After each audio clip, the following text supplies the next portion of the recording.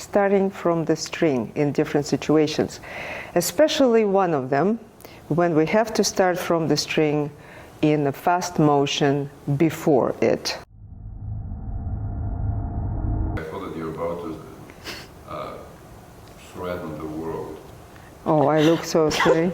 Yes. Oh my God, my Tatarstan Yes. came around. Okay. Tatar genes started. Oh my God.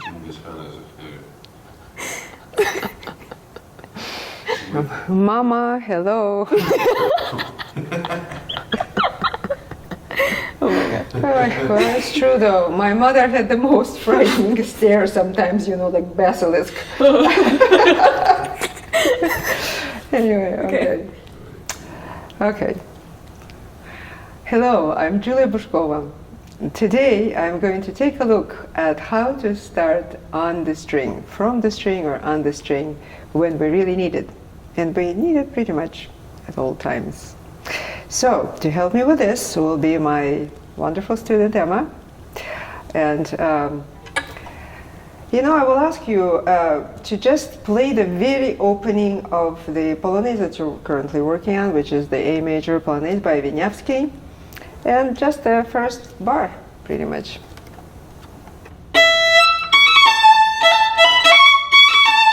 Exactly. Okay, so here. Now, Emma, good for you. You concentrated, and the first landing was basically very good. Second one was a little bit iffy, showing what we are dealing with. And Emma is actively working on this issue. Now, if you don't think about how you're going to be landing, don't try to be a good girl, in other words. Just play how you would play without thinking. Show us how it might be.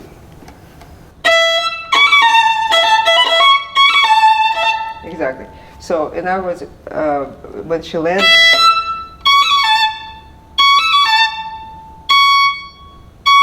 that kind of landing, now I'm exaggerating in a way, I am very far from the string, and showing how it can be basically, I would call it diagonal landing. Mm-hmm. It's unclean, it's fuzzy, and some people are close to the string and still do this sound. This is an awful sound, we never want it, okay?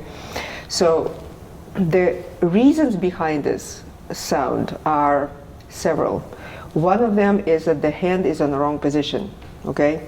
So there is such thing, in my opinion, clearly, as a hand in the tip position, or in most comfortable tip position, right? Or middle bow position, or frog position. So if you're at the tip, you know, just go to the tip of the bow, and yeah, so we'll see how fingers are, right? Obviously, they will be straightened because our arm is here too, right? So now if you don't play, but you just kind of stand around and listen to somebody, yeah, like that. So when you stand and just not do anything and you just hold the bow, most people will be kind of resting the bow like that. So for most people, the hand will be almost in a neutral position, right? Or if you go too much this, yes, of course you will have, but maybe if your bow is upright, yeah, you see, the hand goes automatically in a nice natural position. Okay, so this, I would advocate for this position being at the frog. So if you just put your hand now to the frog on any, exactly, that's perfect. So the fingers are slightly bent, you don't specifically bend them, you just have them. The wrist is, okay, let me see.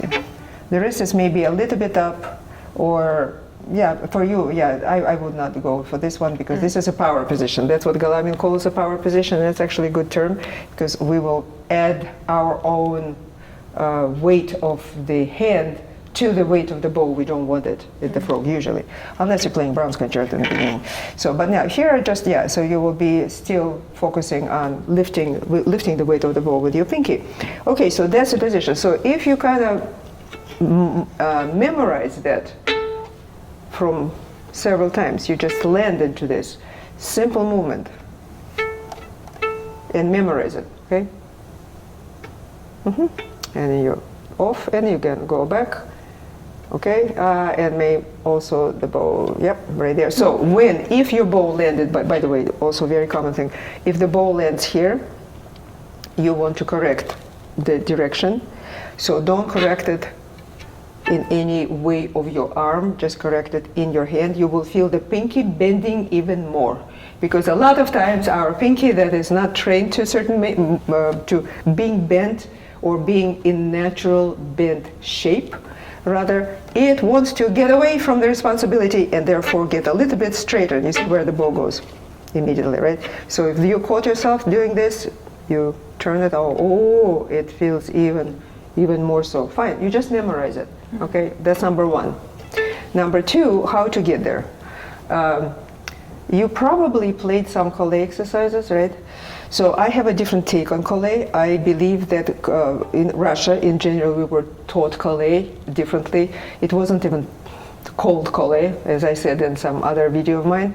But now I know it was Colay, of course, just without word. So the Colay there was the pinch and then moving in the air, not on the string, because that's not, I don't find it useful. But pinch here and going to the frog. And yes, in that fast movement, your fingers collect, you know, get together, and you end up in your frog position, okay? So why don't you go under the middle, and maybe I would not use open string, I will maybe use a note for better sound, and just go to your frog position in the air. Under the middle would be easier, yeah, not too far from there. Correct. That's good. Again. Correct. Now what you make, yeah, that's pretty good. So what you made well correct is to also get, yes, to get exactly how you were on the string before. Yeah, that's how you were on the string before. So memorization of tiny movements, of tiny differences is extremely important in violin, upper level of violin technique, because a little bit goes a long way. Yeah, so that was good. And arriving there, so now what you can correct, this is hard because you're holding the whole weight of the bow. On A string or especially on D string would be even harder because gravity pulls, right? So, but you're holding the whole weight of the bow here on your pinky basically. All right, so you did it pretty well. You have to monitor that you're not going away from the string like this, okay? So you're actually along the string, all right, as much as possible. You're very close to the string, but in the air, in the frog position, okay? One more time. Better. Yeah, okay, great. Okay, so that is something that we would do in fast tempo as exercise. Now you can do the same thing actually as a note.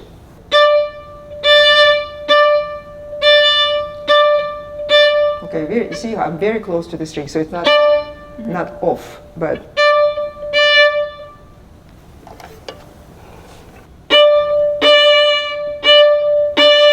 that is good. That is a good preliminary kind of stage or intermediate stage, I would rather say. It's very important also. Next one is, the movement was very good, it's very clean, but don't, try also after you master this.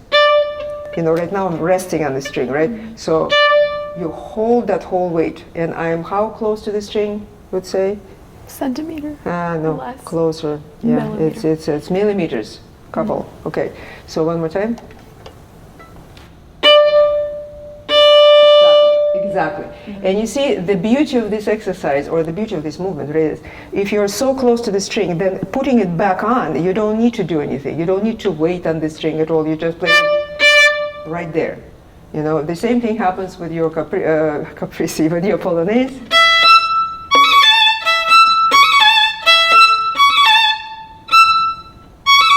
You're very close, okay? And that's what will help you to do this, right? And the second important thing is, if you do this exercise, most likely you will get unused. We get used to something, we get unused to something. We stop using the raw movement, which is the other Colay movement, which no, not here. So in fact, that's why I particularly don't like even people doing this Colay on the way down bow, because it promotes this unnecessary motion at the very start of the bow. So you want and nothing. So if your hand is used to do this, you have to stop this bad habit, because it will always result in this very fuzzy tone. Okay? All right, Emma, I think we've got it, right? Okay, so I thank Emma for being here, and I hope it has been helpful. And you have subscribed and liked the video, and I will see you all later.